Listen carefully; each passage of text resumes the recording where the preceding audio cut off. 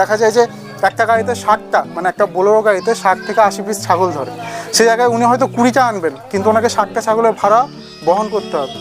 তো খুব ব্যয়বহুল একটা ব্যাপার হয়ে যায় ভাড়াটা। সেই ক্ষেত্রে আপনারা যদি কয়েকজন ফার্মার মিলে টোটাল 60টা আনেন, সেটাও কিন্তু একটা সুবিধা হতে। উনি কিন্তু প্রফেশনাল ট্রেজার নন, আবারও বলছি বারবার, উনি প্রফেশনাল ট্রেজার নন, উনি একজন খামারি। তবে ভবিষ্যতে আগামী 2-3 মাসের মধ্যে উনি বলেছেন, দাদা গরম পড়েছে, আমি 2-3 মাসের মধ্যে নিজের জন্য 20 পিস ছাগল আমি আনবো, কোনো ট্রেজারকে দিয়ে আনাবো না। কোনো খামারি বন্ধু যদি আমার সঙ্গে গিয়ে আনতে চায় বা আমার দ্বারা আমাকে অ্যাডভান্স করে দিলে আমি গিয়ে আমার ছাগলের সঙ্গে আমি নিয়ে আসতে পারি।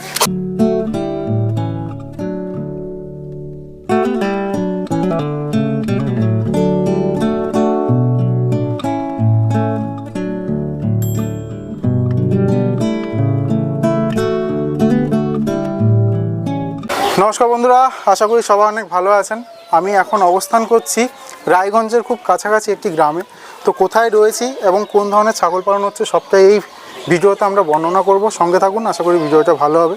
ভিডিওতে আমার সঙ্গে আজকে রয়েছেন যেই খামারি দাদার, তার পাড়ায় যে ডাক্তার রয়েছে, তাকে যিনি সবসময় গাইড করেন ছাগল পালনের ব্যাপারে, সেই ডাক্তারবাবু। দাদা নমস্কার। নমস্কার। ভালো আছেন? হ্যাঁ আছি দাদা, ভালো। আচ্ছা দাদা, খুব ভালো লাগলো যে আপনারা উন্নত প্রজাতির ছাগল পালন করছেন। তো আমি কলকাতা থেকে আসছি, আসার সময় দেখলাম এই উত্তরবঙ্গে যখন এন্ট্রি করছি, চারিদিকে ব্ল্যাক বেঙ্গল ছাগলের ফার্মিং হচ্ছে। গ্রামে গ্রামে রাস্তার ধারে ধারে সব ছোট বাংলার কালো জাতের ছাগল পালন করা হয়। শুধুমাত্র আমি এখানটাই দেখলাম যে উন্নত প্রজাতির কিছু ছাগল নিয়ে একটা ফার্মিং হচ্ছে। এই উন্নত প্রজাতির ছাগল কেন হচ্ছে এই জায়গায়? এটাতে প্রফিটটা বেশি, এতে প্রফিট বেশি। কিন্তু একটা ধারণা রয়েছে বা এটা বাস্তব যে উত্তরবঙ্গের সাইডে, এখান থেকে তো উত্তরবঙ্গ শুরু হয়েছে, উত্তরবঙ্গের সাইডে বাংলার কালো ছাগলের মাংসের একটা ভালো মানে চাহিদা রয়েছে, চাহিদা আমার স্বাদও আছে বেশি। হ্যাঁ, সেই দিক থেকে দেখতে গেলে এই উন্নত প্রজাতির ছাগল করার এই যে একটা সাহসিকতা, যে মার্কেটে সেল করতে পারবো কি পারবো না, এরকম ভয় কাজ করে না? কাজ করলে কি করে, রিস্ক তো নিতেই হবে। আচ্ছা, সেই হিসেবে দাদা রিস্ক নিয়েছে। হ্যাঁ। কতদিনের পুরোনো ফার্ম এটা? মোটামুটি 5 বছর ধরেন। 5 বছর? তো নিশ্চয়ই ছাগল তো বিক্রি বাট্টা অনেক বিক্রি করেছি। সেল হয় তো? হ্যাঁ, সেল হয়, সেলে প্রবলেম হয় না? এটার চাহিদা, লোক চাচ্ছে যে আমরা কিছু উন্নত মানের একটা নিলে একটু লাভটা বেশি হবে, তাতে প্রফিটটা ছাগলটা বৃদ্ধি পাবে, কারণ মাংস উৎপাদন খুব তাড়াতাড়ি হয়। আচ্ছা, ওর থেকে দ্বিগুণ।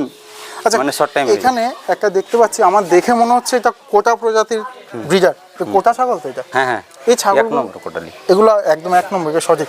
বন্ধুরা, খুব ভালো মানের কিন্তু একটা কোটা ছাগল রয়েছে, একে বেঁধে রাখা হয়েছে, ভীষণ অ্যাগ্রেসিভ। কিন্তু আপনারা জানেন যে কোনো একটা ব্রিডিং ফার্মের জন্য একটা অ্যাগ্রেসিভ পাঁঠা থাকা ভীষণ প্রয়োজন।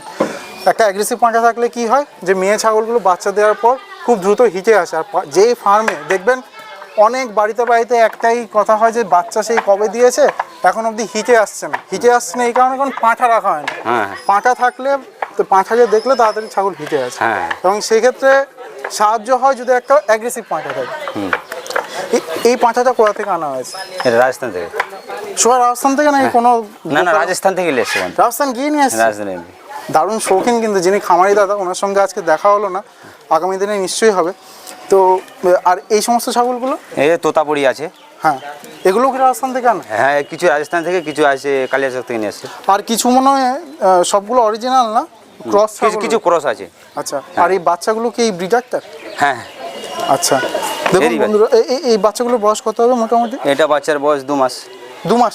কত ওজন হতে পারে? এটা ওজন ধরে নেন 6 কেজি, 5-6 কেজি হবে। একটু বেশি হবে? হ্যাঁ, একটু বেশি হবে, 10 কেজি হবে। পুরো 10 কেজি হয়তো হবে না। হ্যাঁ, আমার মনে হচ্ছে বন্ধুরা 2 মাস বয়স, ওজন প্রায় 1.5 কেজির কাছাকাছি হবে। হ্যাঁ, এটা আমার একটা ধারণা, আমিও কিছু ছাগল পুষতাম একসময়, তো সেই ধারণা থেকে বলছি মোটামুটি ওরকম হবে। তাহলে 2 মাসে প্রায় 8 কেজির কাছাকাছি ওজন হচ্ছে। আচ্ছা দাদা, এগুলো কি লোকাল মার্কেটে বিক্রি হয় নাকি কুরবানি পারপাসে বিক্রি হয়? এখন লোকাল আগের থেকে মানুষ মাঝে বাছাই করতো, কিন্তু এখন করে না। এখন মানে আগে একটা এরকম ভাবছিল যে এটা মাংস স্বাদ হবে না, এটা ওটা, কিন্তু এখন মানুষ এটাতে চাহিদা বেশি, আর কুরবানিতেও বিক্রি হয় ভালো। আচ্ছা, শৌখিন জিনিস, দেখতে ভালো, দেখতে সুন্দর, রং বেরঙের ছাগল কুরবানিতে একটা ভালো ডিমান্ড থাকে। আচ্ছা, যে ব্যাপারী রয়েছে গ্রামে যারা আজকে ছাগল সংগ্রহ করে, তারা কি কখনো এরকম বায়না করে যে না তোমার এটা রং তো অন্যরকম, দাম একটু কম দিতে হবে? না না না না, এরকম কোনো কথা না, এরকম কিছু নেই না? তাহলে বন্ধুরা, একটা যে বদ্ধমূল ধারণা রয়েছে যে এই রায়গঞ্জের সাইডে সবসময় দেশি প্রজাতির ছাগলেরই ভালো ডিমান্ড, অন্য প্রজাতির ছাগলের ডিমান্ড নেই তা নয়, অন্য প্রজাতির ছাগল আসলে কম। আর দাদারা যে সাহসিকতার সঙ্গে ফার্মিংটা করছেন যে আমরা একটু করেই দেখি উন্নত প্রজাতির ছাগল করলে কি হয়। তো আগে কি দেশীয় প্রজাতির কালো ছাগল রাখা ছিল? ছিল, সেই কিন্তু থেকে ওতে আইডিয়াটা আছে, ওতে প্রফিটটা কম হচ্ছিল, ওই জন্য এটা। আচ্ছা, এই দাদার যেহেতু মানে রাজস্থান থেকে গিয়ে ছাগল নিয়ে আসার একটা অভিজ্ঞতা হয়েছে, ওনার সঙ্গে আমারও ফোনে কথা হয়েছিল। আপনার কি কোনো আইডিয়া আছে যে যদি কোনো নতুন খামারি বন্ধু ছাগল আনতে চায় রাজস্থান থেকে, বা এই পাশে তো দেখা যায় যে সেভাবে কোনো ট্রেজার নেই, আমাদের সাউথ বেঙ্গলের সাইডে আছে, নর্থ বেঙ্গলে সেরকম কোনো ট্রেজার নেই, যদি দাদাকে কেউ আবদার করে যে দাদা আমার 10টা এরকম তোতাপুরি লাগবে বা শিরোই লাগবে, দাদা নিয়ে যেতে পারবে? হ্যাঁ, পারবে। তাই না বন্ধুরা? যিনি খামারি দাদা রয়েছেন সেই দাদার নাম্বার আমি এখানে দিয়ে দেবো। দাদার সঙ্গে তো আজকে পরিচয় হলো না, তবে কিন্তু তার সঙ্গে আপনারা কন্ট্যাক্ট করলে আমারও ধারণা যে উনি এনে দিতে পারবেন, কারণ উনি নিজের জন্য কিন্তু ছাগল আনতে যান। হতে পারে উনি ট্রেডিং নাও করতে পারেন, নিজের জন্য যখন আনবেন আপনারা যদি আগে থেকে ওনার সঙ্গে কন্ট্যাক্ট করে থাকেন সেক্ষেত্রে উনি হয়তো নিয়ে যেতে পারে।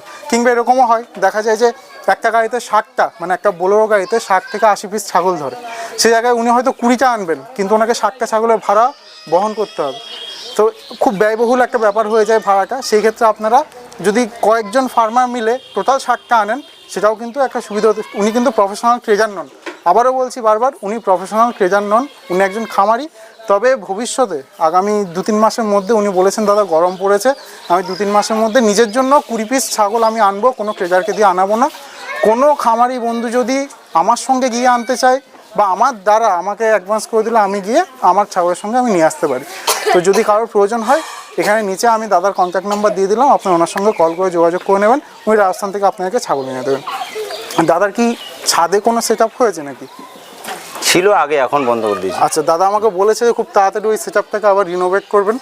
এবং বাড়ির ছাদেও আমরা কলকাতা শহরে দেখি অনেককেই বাড়ির ছাদে করতে, এখানেও এই গ্রামের মধ্যেও কিন্তু দাদা বলছেন যে বাড়ির ছাদেও করবেন। তো আজকে তো দেখা হলো না, উনি একটু কর্মসূত্রে বাইরে গিয়েছেন, খুব তাড়াতাড়ি উনি আসবেন।